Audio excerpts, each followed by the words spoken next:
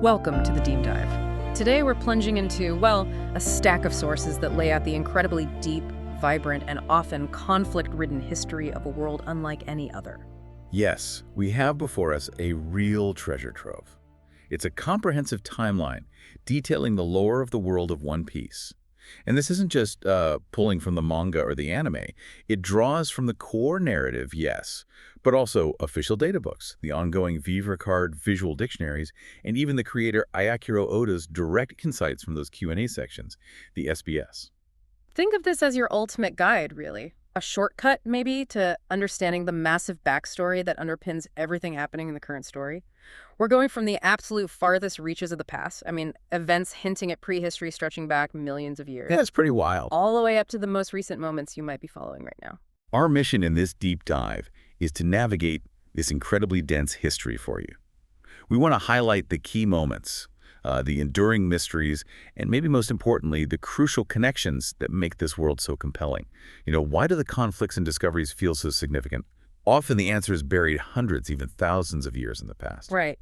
We'll unpack what we learned about ancient civilizations, the enigmatic void century that was totally erased from history, the rise of the powerful world government, the legendary era of the Pirate King, and how all of that directly feeds into the adventures unfolding today. It's a huge task, honestly, so let's not waste a second. Let's dive straight into the very beginning. Okay, so to truly appreciate the complexities of the One Piece world, we have to start incredibly far back. The sources actually establish a history stretching back over 100 million years, an era of dinosaurs. Now, you might think, okay, dinosaurs, why is that important? Yeah, seems a bit random. Well, it surprisingly helps ground the existence of creatures tied to powers like ancient stone devil fruits. It shows that these kinds of beings have a deep, almost primordial history in this world. Okay, so right away, we understand this isn't a world that just popped into existence recently. It has geological and biological layers stretching back eons, suggesting secrets potentially hidden in its very crust. Precisely. Yeah. And within that immense span, certain key points emerge long before the major power struggles we're familiar with. For instance, around 5,000 years ago, the Tree of Knowledge sprouted on the island of Ohara in the West Blue. Professor Clover mentioned this. Okara. Yeah. And this isn't just any tree. It became the central repository of knowledge, the heart of this long-standing tradition of scholarship and intellectual curiosity that existed independently, predating the world government entirely. Its existence symbolizes this ancient, persistent human drive to learn. So this desire for knowledge and the places where it was gathered has roots going back thousands of years. Exactly. And its eventual fate. Destroyed by a buster call, precisely because the scholars there studied forbidden history. Well, that highlights the world government's deep-seated fear of unrestricted knowledge. It's a theme that becomes absolutely central later on. That connection between ancient knowledge and later suppression starts to take shape even this far back. What other notable points emerge from these ancient epochs? Okay, so around 4,000 years ago, Alibarna Palace was built in the Kingdom of Alabasta. Seems like just an architectural detail, right?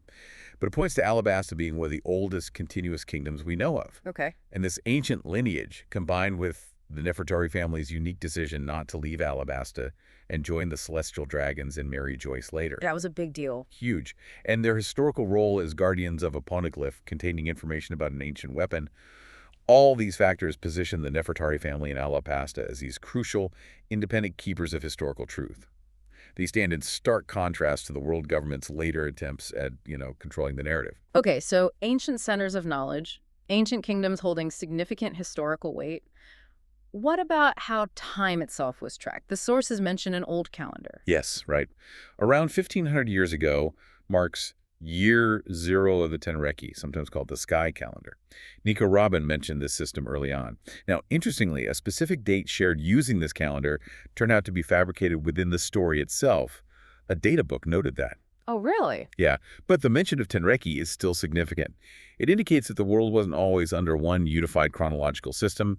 It implies diverse cultures, separate histories, maybe distinct spheres of influence in the ancient past before any global power structure came along and consolidated everything under a single timeline. Diverse cultures, multiple histories? And even extraterrestrial ones. I saw Enel's cover story gets referenced here. This is one of the truly surprising revelations, hidden within the supplementary material, specifically Enel's cover story after Skypiea. Sometime before 1120 years ago, winged races from the Moonbirkins, Skypians, and Shandorians, they migrated. From the moon?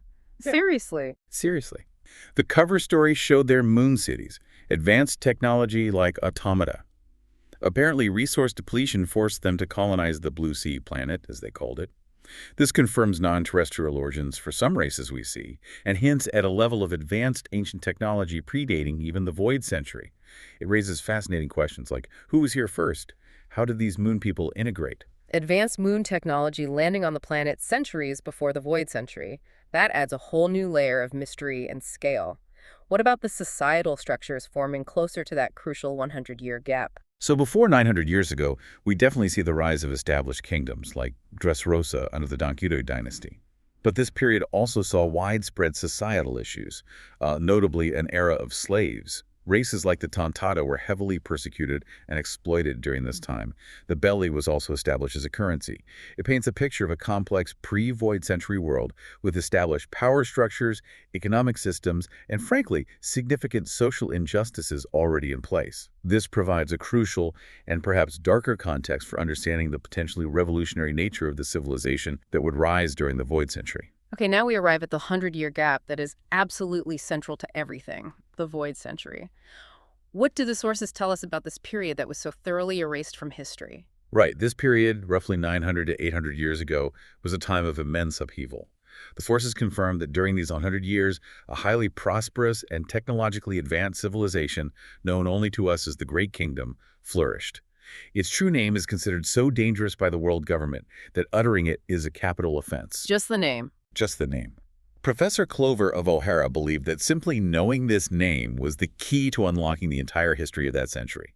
This kingdom possessed technology far exceeding anything seen in the current era. We're talking ancient, giant robots active during this time, stuff like that. Huh. The world government's extreme measures to erase all traces, its history, its name, its very existence, strongly suggest its ideals or its history directly challenge the legitimacy of the current global power structure. And the concept of the will of D, bearers often being natural enemies of the celestial dragons. It leads many to speculate this lost civilization might have been the Kingdom of D. A kingdom so powerful and ideologically threatening that even its name is forbidden. That screams volumes about what the world government is desperate to hide. Who were the key players from this era? A pivotal figure was Joy Boy, born approximately 900 years ago, making him a contemporary, likely a product of this advanced civilization. Dr. Vegapunk actually refers to him as the main character of the Void Century's narrative. The main character. Wow. Yeah. And Joy Boy was the user of the human fruit model Inca. This is a huge reveal from the sources. The devil fruit we know Luffy ate is actually this ancient mythical fruit tied directly to the Void Century and Joy Boy. It embodies the warrior of liberation, a figure who spread freedom and laughter. His diverse crew and allies reportedly included figures like Nefertari D. Lily, the Queen of Alabasta at the time, the colossal elephant Zunesha, a Matsuki Toki with her time fruit power, and interestingly, initially, a figure known as Nerona Imu. Some accounts even describe Joy Boy as the very first pirate, sailing the seas, aiming to make the world a better place, maybe even a benevolent king of the world. Wow, the Nika fruit, the sun god, tied directly to Joy Boy and this ancient kingdom. That connects so many pieces. You mentioned Nerona Imu as an initial ally. Yes, and this brings us to a fascinating discrepancy, really a major mystery the sources touch upon regarding the ancient kingdom itself. While the prevailing narrative, gleaned from poneglyphs and O'Hara's research, paints the Great Kingdom as a benevolent force destroyed by an alliance of 20 kingdoms. There's a speculative theory mentioned in the sources that suggests the ancient kingdom might have been ruled by cruel tyrants. Wait, tyrants, so the opposite of benevolent? Exactly. This theory posits they allegedly forced the other 20 kingdoms to pay tribute and used highly destructive technology against any who refused. Wait, so there's a potential narrative that completely flips the script on who the good guys and bad guys were back then? That's significant. Why is that theory even presented? Well, it introduces the possibility that Nerona Imu, the shadowy figure later revealed as the true ruler of the world, wasn't simply motivated by pure evil or lust for power. This theory suggests Imu had a tragic past, maybe losing their family to the ancient kingdom's weaponry. This trauma could have led Imu to undergo experiments granting them immortality, perhaps through the Op fruit's perennial youth surgery. This deeply personal tragedy could fuel Emu's absolute desire for revenge against the ancient kingdom and its ideals, casting them as a far more complex, though still terrifying, antagonist. This conflict about the ancient kingdom's true nature-benevolent great kingdom versus tyrannical empire is one of the most intriguing mysteries from this era. A tyrannical ancient kingdom that would drastically change the lens through which we view the conflict with the 20 kingdoms. So benevolent or tyrannical, what happened between this kingdom and the 20? A cataclysmic great war erupted between the great kingdom and its allies versus the alliance of 20 kingdoms. This conflict involved the deployment of the ancient weapons Pluton, Poseidon, and Uranus. These weren't just powerful tools, they were entities of unimaginable destructive power. Okay, let's delve into these terrifying weapons based on the sources. What do we know? Certainly, Pluton is confirmed as an ancient battleship of immense power, built in Water 7 during the Void Century, capable of annihilating entire islands with a single blast. Its blueprints were passed down through generations of shipwrights. The ones Frankie eventually burned, right? The very same. Frankie burned them to prevent misuse, but the original ship itself is still hidden deep beneath Wano country. Then there's Poseidon. It isn't a physical weapon, but rather the unique ability to communicate with and command sea kings. This power is hereditary among the mermaid princesses of the Ryukyu kingdom, with Princess Shirahoshi being its current incarnation. Okay, a living weapon. Pretty much. And Uranus is the most enigmatic of the three. Very little is definitively known. It's speculated to be linked to the sky, or maybe that terrifying power Emu has demonstrated, obliterating islands from existence, like Lulusia. These weapons are central to the world government's fear and control. But if the world government erased everything, how did the true history and knowledge of these weapons even survive? That's where the poneglyphs come in. Yeah. To ensure that the truth of this era and the knowledge of these weapons would survive the anticipated erasure, the poneglyphs were created by the stonemasons of the Kazuki clan from Wano country. The indestructible stones. Exactly. Indestructible seals inscribed in an ancient script. They record the true history, the locations of the ancient weapons, and messages from Joy Boy himself. There are different types: historical poneglyphs, instructional ones, and the crucial 4 Crimson Road poneglyphs. When you find all 4 and cross-reference their inscribed locations, they pinpoint the path to the final island, Laugh Tale. And scattering them was key. Absolutely pivotal. The scattering of these poneglyphs across the world is attributed to Queen Nefertari D. Lily of Alabasta. It was a deliberate strategy to ensure this forbidden knowledge endured, hidden in plain sight. Queen Lily scattering the poneglyphs, another key figure connecting Alabasta to this ancient history. Definitely. And the sources point to Nerona Emu being at the very center of the Void Century's end and the subsequent rise of the current world order. As that speculative theory suggests, Emu might have initially been an ally of Joy Boy, but accounts mention a betrayal. Could have been for power, revenge, or maybe personal reasons, like Lily choosing Joy Boy, perhaps. It's a betrayal from within. It's a strong possibility. Following the Ancient Kingdom's defeat, or maybe to achieve it, Emu allegedly unleashed the power of the ancient weapons. Some theories suggest this caused a great flood, drastically reshaping the world, raising sea levels by a staggering 200 meters, creating the archipelago landscape we see today. 200 meters, that's world-changing. Literally. Then, using some unknown power or ritual, Emu orchestrated the erasure of the Void Century, Joy Boy's name, the significance of the Will of D wiped from global memory. A great flood, reshaping the world, erasing history. Yeah. With the old world submerged and history suppressed, Emu oversaw the construction of the Red Line, that massive continent, and established Mary Joyce atop it. The Celestial Dragons, descendants of 19 of the 20 founding kings, the Nefertari family being the famous exception, would reside there, ruling from above, with Emu as their secret absolute sovereign. This reveals Emu as the true architect of the current world order, built on a foundation of lies, consolidated power, and a hidden, violent past. So the entire structure of the world government, Mary Joy's the Celestial Dragons, it all stems directly from this secretive, violent erasure. What happened to Joy Boy's key allies in the aftermath? The sources mention the fates of several, and they're still echoing today. Queen Nefertari D. Lily vanished after scattering the poneglyphs. Her fate is still a major mystery, and Emu displays this particular ominous interest in her and her distant descendant, Nefertari Vivi. Right, Emu had Vivi's picture. Exactly. Then there's Zunesha, the colossal elephant, condemned to eternally roam the seas, carrying Zu on its back, as punishment for a crime committed during the Void Century linked to its allegiance with Joy Boy. Amatsuki Toki used her time fruit power to leap forward centuries into the future, eventually meeting Odin and the fishmen. They were left with Joy Boy's unfulfilled promise to bring them to live under the sun on the surface. That promise is recorded in an apology inscribed on a poneglyph found on Fishman Island. These lingering issues from 800 years ago are not just historical footnotes, they are still unresolved and tied directly into current events. Okay, moving into the period immediately after the Void Century, around 798 years ago, we see the official formation of the world government by the victorious 20 kingdoms. This solidifies the new global power structure. As we mentioned, 19 royal families moved to marry Joys to become celestial dragons, while the Nefertari family chose to remain in Alabasta, a decision that really set them apart. This is also the point where the systematic suppression of the true history truly begins in earnest. And one of the first really stark symbols of their immense oppressive rule was the Tequila Wolf Project, right? Exactly. Starting around 683 years ago, the world government began building this colossal bridge in the East Blue, relying entirely on slave labor from various nations. The fact that it was still under construction over 700 years later in the current storyline, it just highlights the immense scale and duration of the world government's projects and their willingness to rely on forced labor. It's an enduring, grim testament to their power and control over subjugated populations. An incredibly long-term project built on forced labor. A dark foundation indeed. The sources also mention ancient figures popping up again centuries later, like oars. Yes, around 483 years ago, Ors, known as the continent puller, an ancient giant, met his end and was frozen. His existence confirms a lineage of truly colossal beings with immense strength, potentially even exceeding the giants of Elbaf.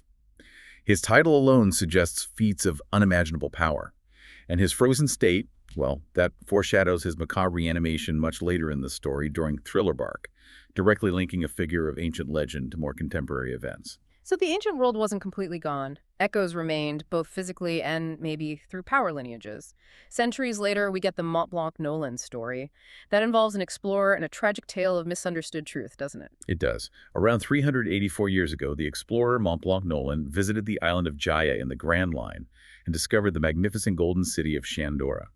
A year later, around 383 years ago, a cataclysmic event occurred. A significant part of Jaya, including Shandora, was launched into the sky by the Nakkup Stream, creating Upper Yard in Skypiea. The city of gold launched into the sky. Yeah.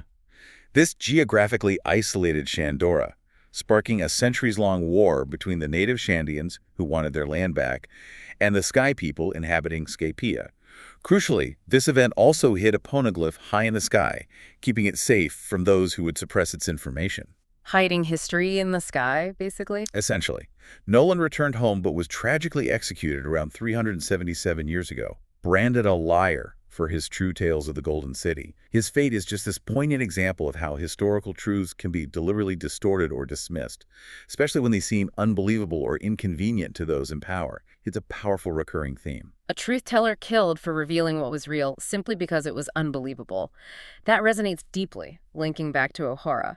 We also start seeing the births of individuals who will significantly shape the future in this period. Indeed. Around 136 years ago, Dori the Blue Ogre and Brogi the Red Ogre, those renowned giant warriors from Elbaf, were born.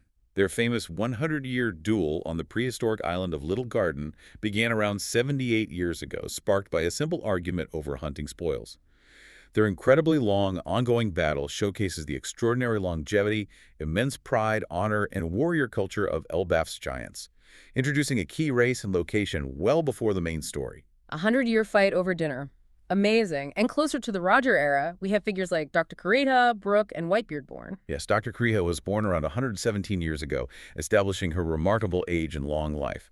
Brooke, the future musician of the Straw Hat Pirates, was born around 67 years ago in the West Blue. And Edward Newgate, the man who would become the Yonko Whitebeard, was born around 50 years ago. Okay, setting the stage. And we also see the formative years of Kazuki Odin from Wano taking shape in this period, specifically between his ages of 18 and 20, roughly 41 to 39 years before the present.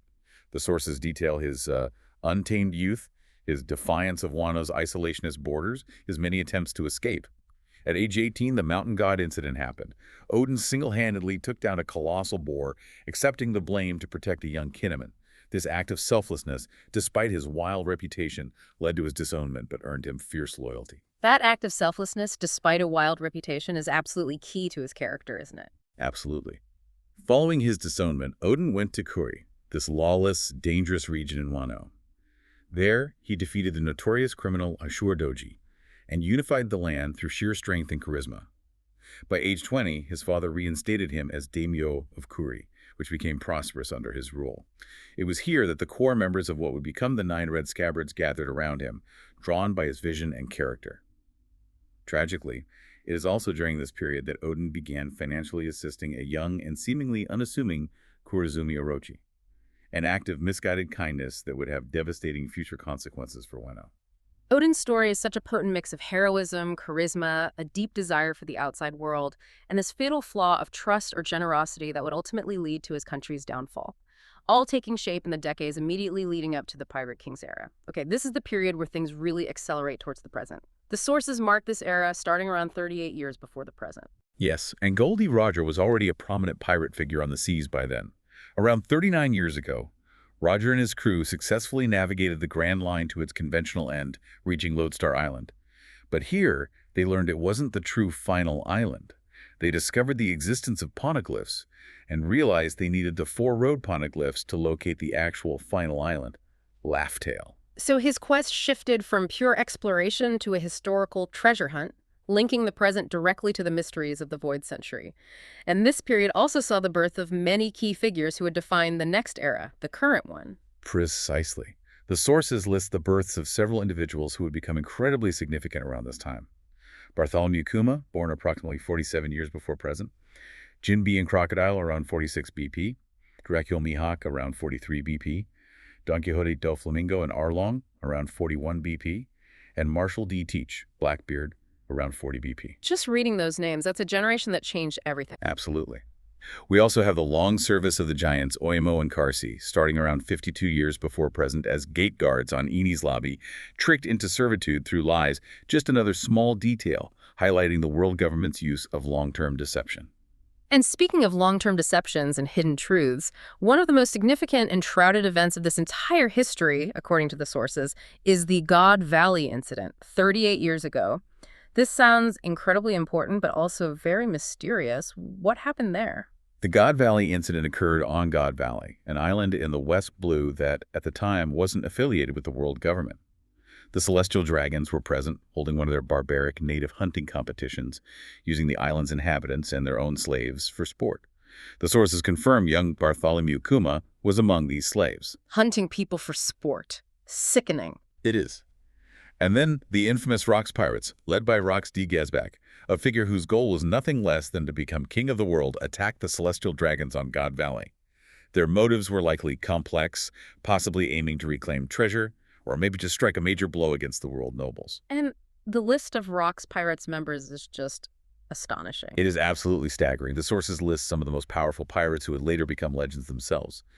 Edward Newgate, who'd become Whitebeard, Charlotte Linlin, who'd become Big Mom, Kaido, Shiki the Golden Lion, Captain John, Buckingham Stussy, known as Miss Buckin, Mother of Weevil, Silver Axe, Gloriosa, later Elder Nine of Amazon Lily, and Streusen, Big Mom's future chef. Just imagine the raw power contained in that single crew. That's an insane lineup of future legends all on one crew, led by a figure aiming to be king of the world. How are they possibly stopped? In a completely unprecedented move, Marine Vice Admiral Monkey D. Garp formed a temporary, very uneasy alliance with Goldie Roger and his crew. Their combined forces fought the Rox Pirates. Now, the sources suggest it wasn't necessarily to protect the Celestial Dragons out of loyalty, but more to protect the innocent inhabitants and the slaves being hunted. Garp and Roger teaming up against that crew. Exactly. Their combined might managed to defeat the Rox Pirates. Rox Dizabek was killed, his formidable crew disbanded, scattering its members. This directly paved the way for Whitebeard, Big Mom, and Kaido to eventually rise as the 4 Emperors of the Sea. Both Roger and Garp earned legendary status for this victory, with Garp becoming known as the hero of the Marines. So the fall of one era's top pirates fueled the rise of the next, involving an unlikely alliance between rivals. What else happened at God Valley? What's equally significant is what happened afterward. God Valley itself mysteriously vanished from all maps. This is explicitly linked in the sources to an act of erasure, likely orchestrated by Emu, potentially using the power of an ancient weapon to conceal the events and the Celestial Dragon's barbaric activities there. There are even theories that Thrillerbark, Gecko Moria's huge island ship from the West Blue, could be the repurposed remains of God Valley. Thrillerbark, really? It's a theory floated, yeah. Amidst the chaos of the battle, several powerful devil fruits were claimed. Kuma consumed the pawpaw fruit. Big Mom managed to acquire the fish fruit model, Azure Dragon, which would later become Kaido's fruit from Emporio Ivankov, who was also a slave there. And in a truly pivotal moment, it was at God Valley that Roger found a treasure chest containing a baby, Shanks. Roger would go on to raise Shanks as an apprentice on his ship. Wow. The God Valley incident is a true watershed moment. The fall of one era's top pirates, the rise of the next generation, a temporary alliance between ultimate rivals, the depravity of the celestial dragons exposed and then hidden, historical manipulation by Emu, and Shanks being found by Roger, setting him on his path. It connects so many threads of the past and future. It truly does. After God Valley, Roger's quest for Laugh-Tale continued, requiring him to decipher the poneglyphs. This led him to seek out Kozuki Oden. Around 30 years ago, the Whitebeard pirates made landfall in Wano, and Oden, desperate to see the outside world, basically forced his way onto Whitebeard's ship. It's during this time that Oden meets Amatsuki Toki, a woman with the time fruit who had time-leaped from the distant past, the Void Century itself. So Odin's connection to the world's deep history and the Void Century mysteries is solidified by meeting someone who actually lived through it. Yes, and their children, Kozuki Momonosuke, born 28 years before present, and Kozuki Hiyori, born 26 BP, were born aboard Whitebeard's ship. Around this time, a young Marshall D. Teach also joined the Whitebeard pirates, secretly beginning his long, patient search for the dark fruit. Meanwhile, back in Wano, the seeds of betrayal were sown. Kurozumi Higurashi approached Kaido with a plan to install Kurozumi Orochi as shogun. Shogun Sukiyaki was kidnapped, imprisoned, and Orochi, aided by Higurashi's clone fruit powers allowing her to impersonate Sukiyaki, deceived Wano into thinking he was a legitimate heir. Then, around 26 years ago, Goldie Roger, having been diagnosed with an incurable disease 2 years prior, recruited the Dr. Crocus from the Twin Capes. Crocus joined for the final voyage to help manage Roger's health. The Roger pirates also encountered the Whitebeard pirates again, leading to this massive multi-day battle that famously ended in a draw and camaraderie. Roger, knowing Oden could read the ancient poneglyph script, convinced Oden to join his crew for the final voyage to Laugh-Tale. Oden's thirst for adventure, combined with Roger's critical need for a poneglyph reader, created this pivotal, albeit temporary, alliance. This brings us to the culmination of Roger's journey. What did the sources reveal about their path to Laugh-Tale? With Oden deciphering the ancient script, the Roger pirates embarked on finding the 4 road poneglyphs. They located one on Zu, protected by the Mink tribe. They obtained a rubbing of another from Big Mom's territory in Tado Land, apparently after some negotiation or conflict. They located a third in Wano country, Oden's homeland. And the 4th and final road poneglyph was, at that time, located on Fishman Island. Though its current whereabouts are unknown, likely moved since then. Guided by these 4 around 25 years ago, they became the first known individuals in over 800 years to reach the true final island. And on this island they found the One Piece.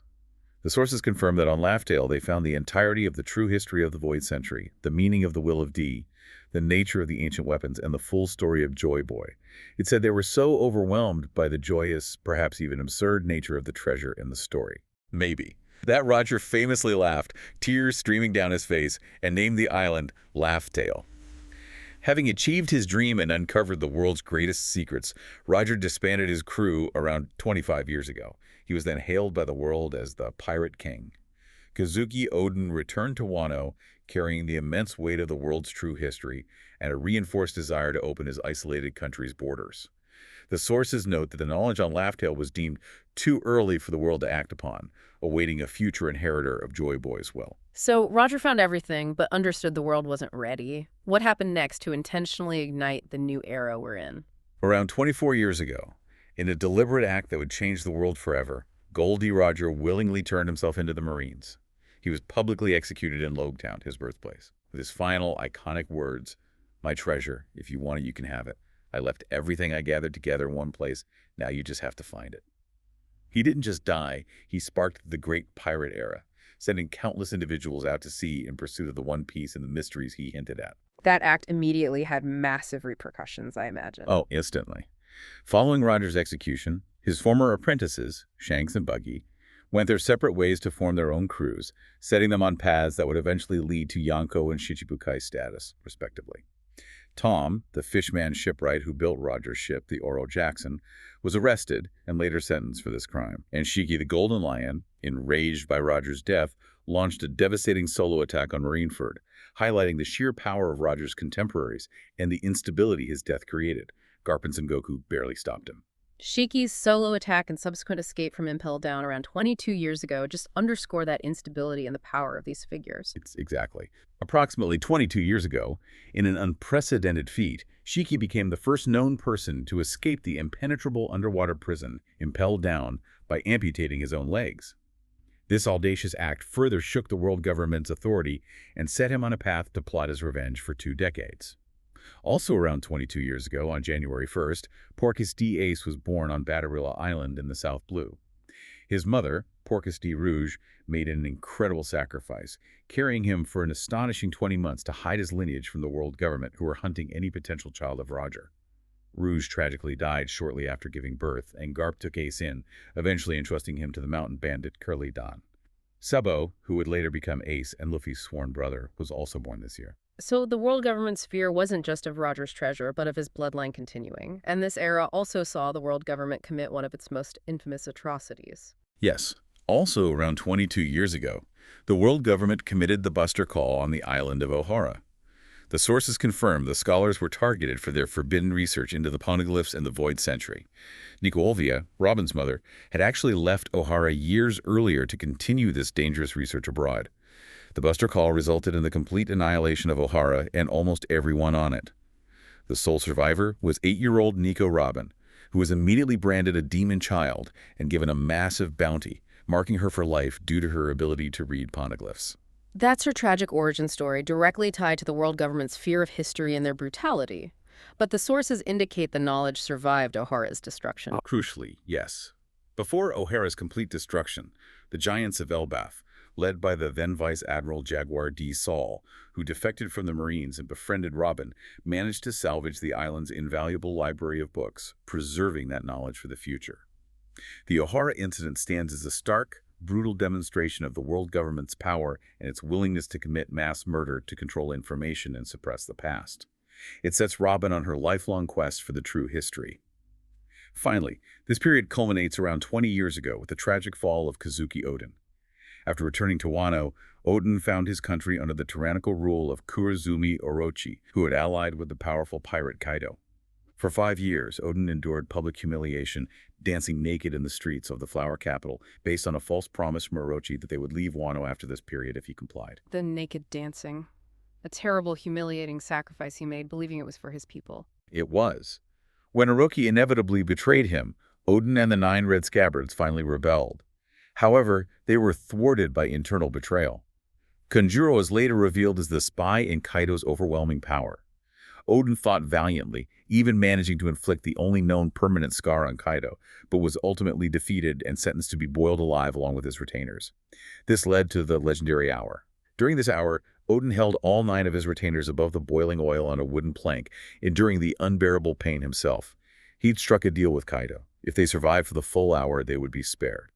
As the hour concluded, Oden hurled the Scabbards to safety, entrusting them with his dream of opening Wano's borders and awaiting the prophesied return of Joy Boy before Kaido executed him with a gunshot. An unbelievable act of endurance and sacrifice. Truly legendary. Before Wano fell completely under Kaido and Orochi's control, Oden's wife, Toki, used her time food power one last time. She sent Momonosuke, Kinemon, Kanjuro, the traitor unknown at the time, Raizo, and Kikunojo 20 years into the future, ensuring Oden's will and lineage survived to fight another day. Oden's sacrifice became a cornerstone of Wano's history and a symbol of resistance. His knowledge of Laugh Tale and the true history gave a deeper meaning to his dream for Wano's role in the prophesied dawn of the world. And all of that history, the ancient kingdoms, the erased century, the rise of the world government built on lies, the hidden weapons, the legacy of Joy Boy, the tragic figures fighting for truth, set the stage for the current saga, the Great Pirate Era, which the sources mark as beginning in the year 1522 when Monkey D. Luffy set sail. Yes, his journey is the ultimate catalyst for confronting the legacy of the past. Before he even sets sail, the sources cover his childhood and his elder sworn brother's early exploits. Luffy was born 19 years ago, in 1505.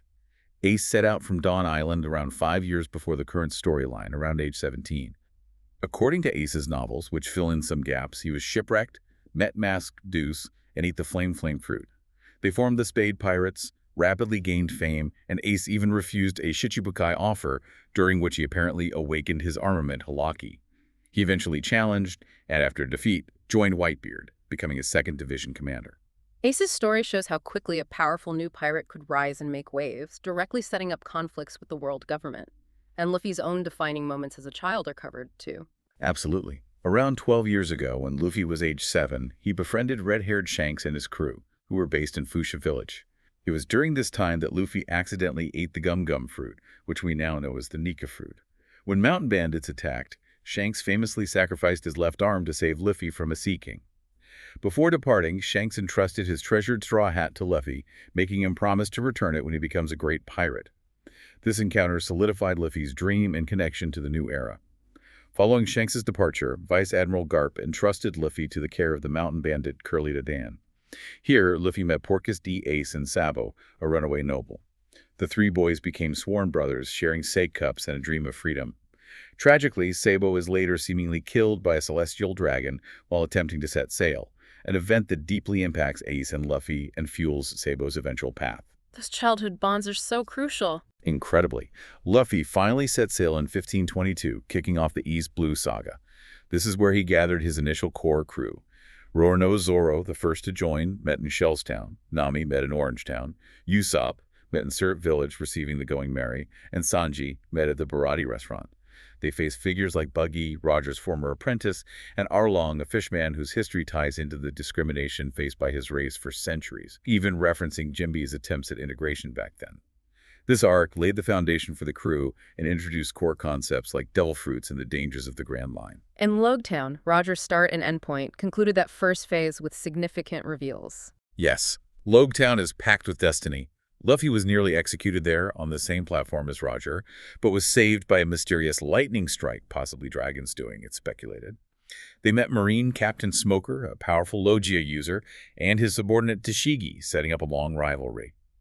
And most importantly, Monkey D. Dragon, leader of the Revolutionary Army, made his first direct appearance, mysteriously intervening to save Luffy from Smoker. We later learned during the post-Enies Lobby arc that Dragon is Luffy's father, a massive reveal about Luffy's lineage and its connection to the force directly opposing the world government. Entering the Grand Line in the Alabasta Saga, 1522 to 1523, immediately threw them into larger world conflicts and historical mysteries. They met Crocus and Laboon, linking to Brooks' crew's past promise. On Whiskey Peak, they discovered the bounty hunter organization Baroque Works, working for Mr. Zero, who was revealed to be the Shichibukai crocodile. So, a top-tier power player, sanctioned by the world government, was orchestrating a kingdom civil war from the shadows. That's a huge escalation. Precisely.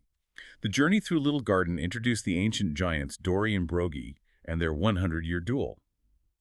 Drum Island introduced Tony Chopper and Dr. Hiruluk's theme of inherited will, a concept deeply tied to the will of D. The Alabasta arc culminated in Luffy defeating Crocodile, stopping the Civil War, and discovering the Alabasta poneglyph, detailing the location of the ancient weapon Pluton. Nico Robin, formerly Crocodile's second-in-command and the sole survivor of O'Hara, joined the crew here, making her connection to the Void Century history immediately central to the Straw Hats' journey. Ace also briefly appeared, hunting Blackbeard.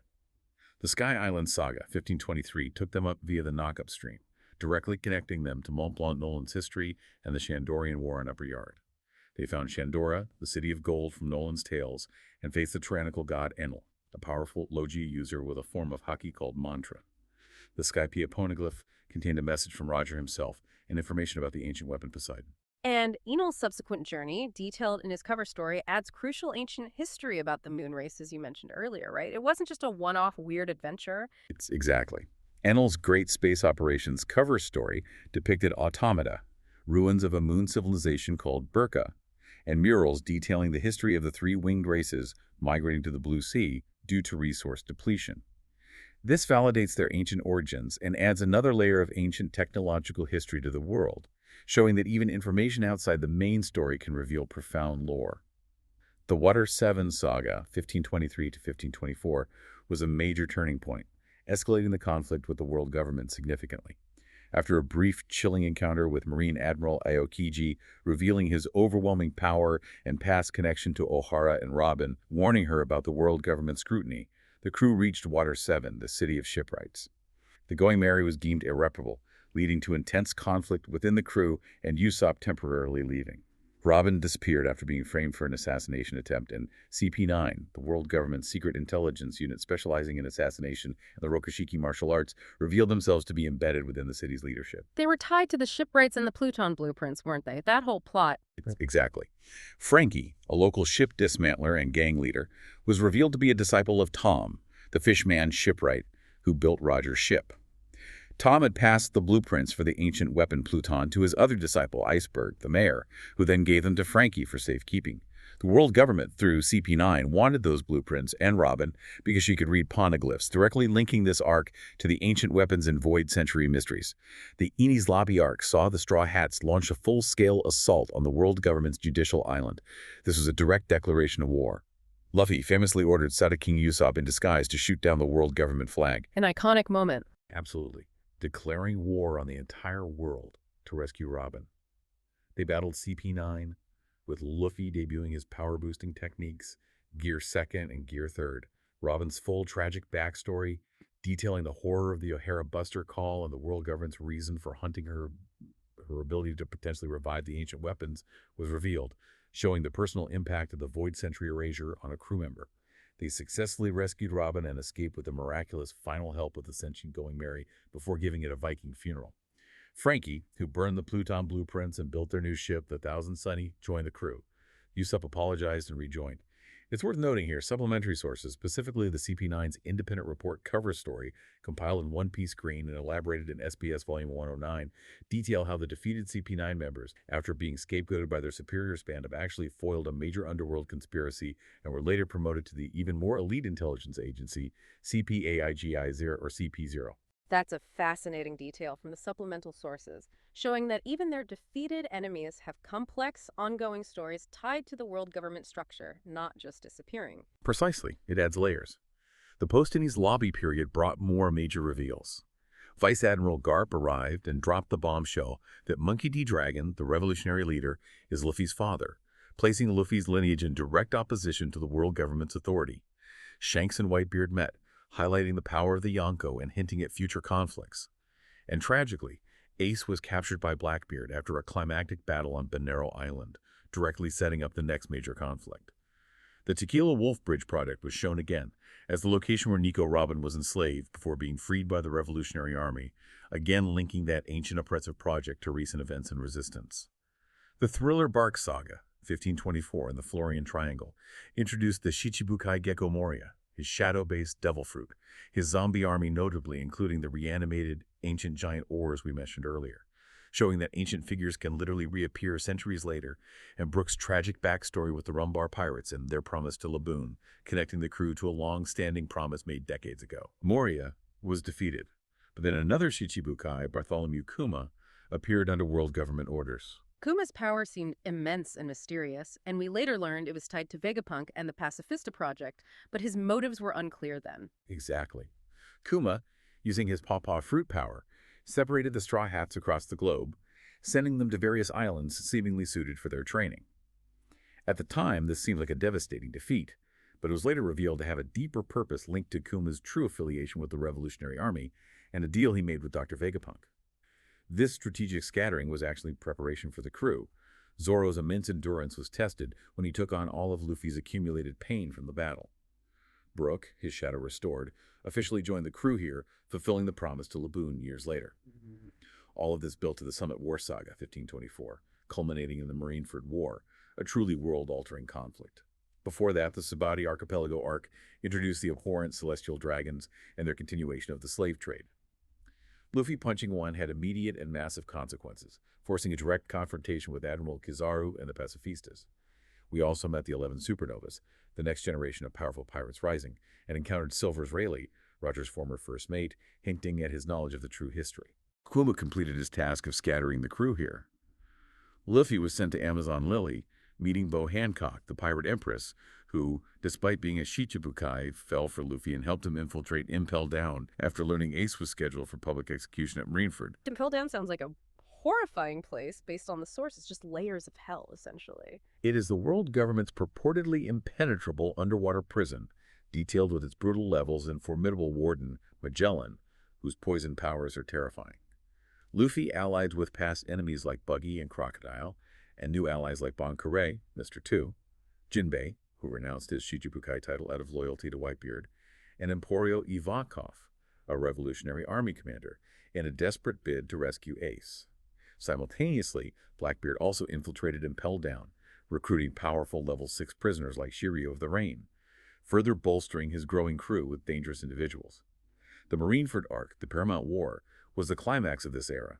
The Whitebeard pirates and numerous allied crews launched a full-scale assault on Marineford, the Marine headquarters, to prevent Ace's execution.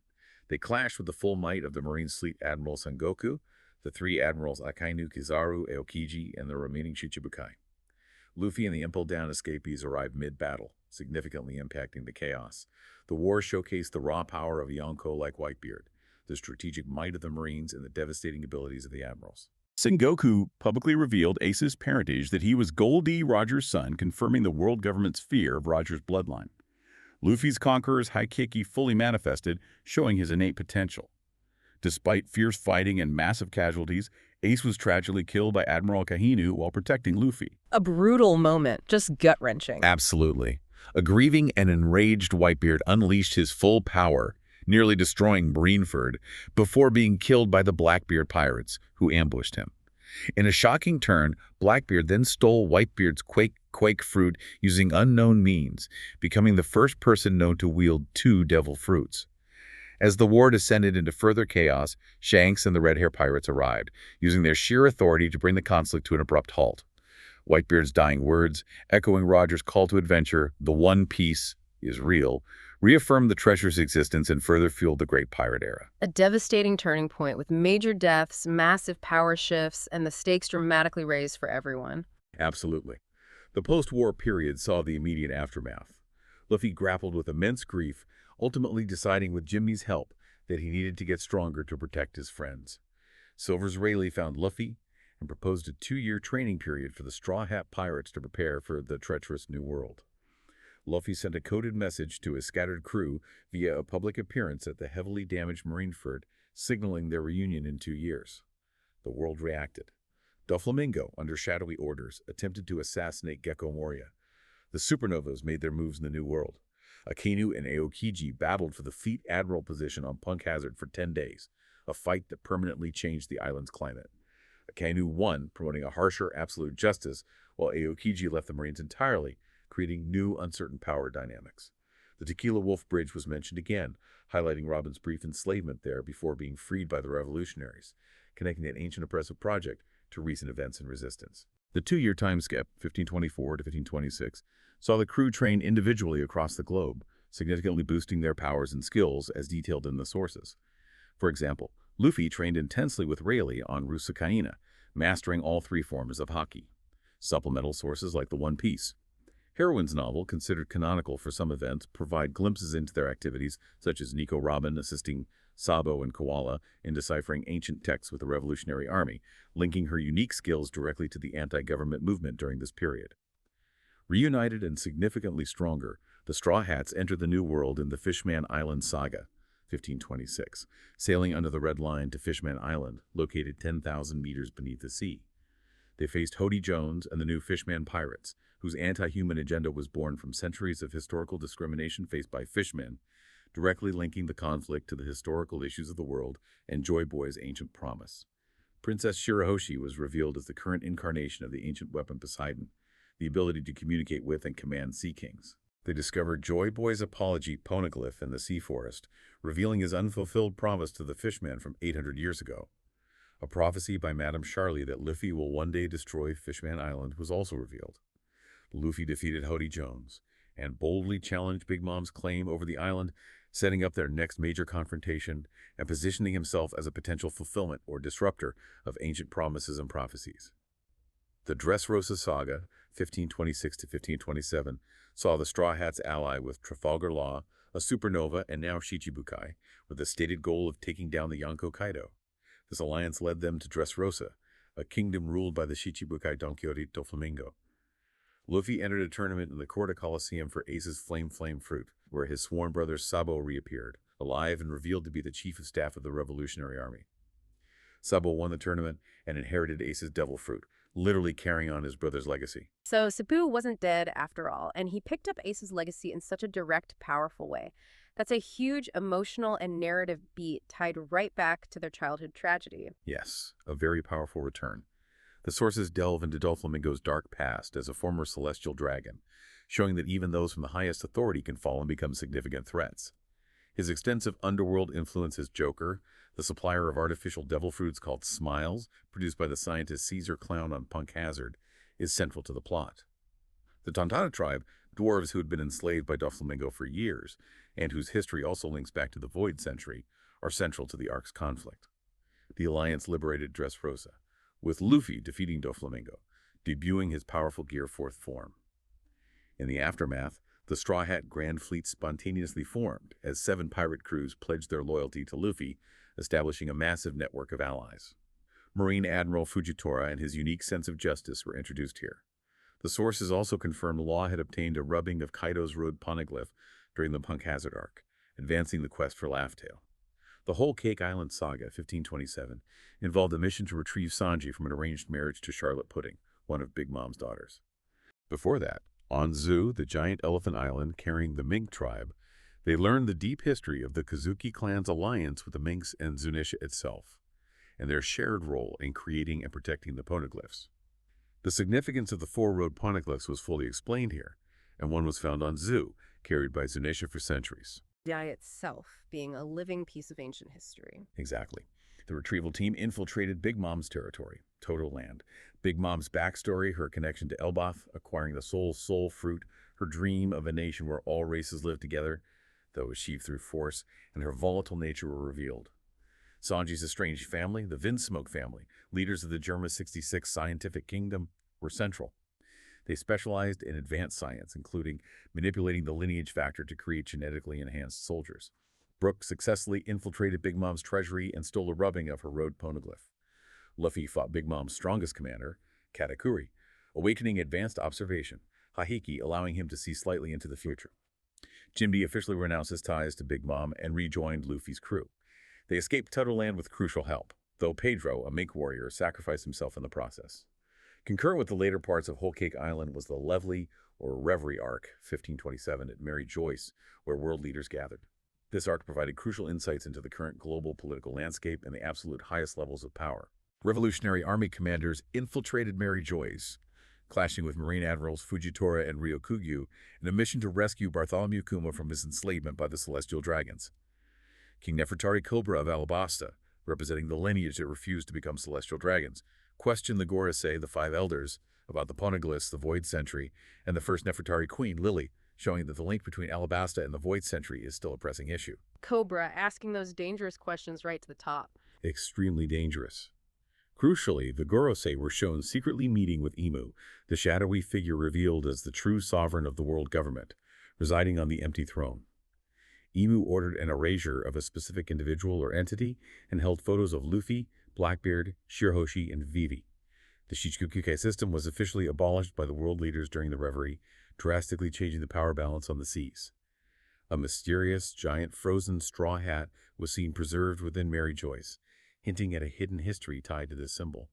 The potential for the Three-Eye Tribe, represented by Pudding, to read poneglyphs when their third eye awakens was also noted in the sources, suggesting another possible key to unlocking the past. And the devastating Mother Flame weapon, possibly created by Vegapunk but controlled by Imu, was used to obliterate the Lelouch Kingdom shortly after the Reverie, demonstrating Imu's terrifying power. All of this intense history and shifting power dynamics led directly to the Wano Country Saga, 1527 to 1528, where the ninja pirate Mink Samurai Alliance aimed to liberate Wano from Kurozumi Orochi and the Yonko Kaido. Boden's extensive flashback, detailed throughout this arc from the sources, showed his journey with Roger and Whitebeard, his knowledge of Laugh-Tale, his interactions with Toki, and his tragic end. This flashback added immense historical and emotional weight to the conflict, explaining Wano's isolationist past under Orochi and Kaido, and the deep-seated desire for liberation tied to Odin's last wishes. This saga felt like the culmination of Odin's legacy and Wano's ancient, proud history, finally clashing with the forces that suppressed it for decades. Precisely. The raid on Onigashima saw intense battles against two Yonko, Kaido, and Big Mom, and their combined forces. During his climactic fight with Kaido, Luffy's devil fruit awakened. It was stunningly revealed to be the mythical zone human fruit model. Nika, the sun god, identified in the sources by the Gorosei as Joy Boy's power and the ability of the warrior of liberation, a fruit the world government had been trying to acquire for 800 years. Tsunesha, who arrived outside Wano, confirmed Luffy as the return of Joy Boy upon hearing the drums of liberation from Luffy's heartbeat. Momonosuke, using Shinobu's power to age himself to adulthood, became the new shogun of Wano. The location of the ancient weapon Pluton, built in Water 7, deep beneath Wano country, was confirmed by Robin and Sukiyaki. Kaido's road poneglyph was secured by the Alliance, bringing them one step closer to Laugh Tale. In the aftermath, Luffy was officially recognized as one of the four emperors. And the sources also integrated crucial lore from supplementary materials during this saga, things you wouldn't get just from the manga chapters. Queen's Viver card, for instance, details his real name, Cyan, his past involvement with the legendary MADS science team, the Vegapunk judge, Caesar, around 39 years ago, and states he had a child 36 years ago, whom he abandoned 26 years ago when he was bought by the government. This timeline remarkably aligns with Frankie's age and backstory of being abandoned by his pirate parents at age 10. Coupled with both characters' scientific and cybernetic inclinations. Wait, so Queen is Frankie's dad. Is that confirmed? It's strongly suggested by the Viver card details matching up so perfectly. It connects Frankie, a Straw Hat, directly to this controversial science unit and a high-ranking member of a Yonko crew. It has immense depth to Frankie's origins and technical aptitude. Wow, that's a significant connection just from a supplemental card. Absolutely. And SBS Volume 105 definitively confirmed Rurouni Zoro's ancestry. He's a descendant of the Shimotsuki clan from Wano, specifically tracing his lineage back to the legendary samurai Shimotsuki Ryuma through his grandfather, Roronoa Pinzoro, and Pinzoro's wife, Shimotsuki Furiko, who was Ushimaru's sister. This ties Zoro, the crew's swordsman, deeply to Wano's samurai heritage and its legendary swordsman. SBS Volume 105 also clarified that Sanji's innate resistance to fire and the development of his Diao Janbei technique are linked to the genetic modifications performed on him by his father, Vinsmoke Judge, before birth, activating later in life. These details from SBS and Viver cards weave the characters' personal histories even tighter into the world's deeper lore. This brings us to the ongoing final saga, 1528 present, starting with the Egghead arc.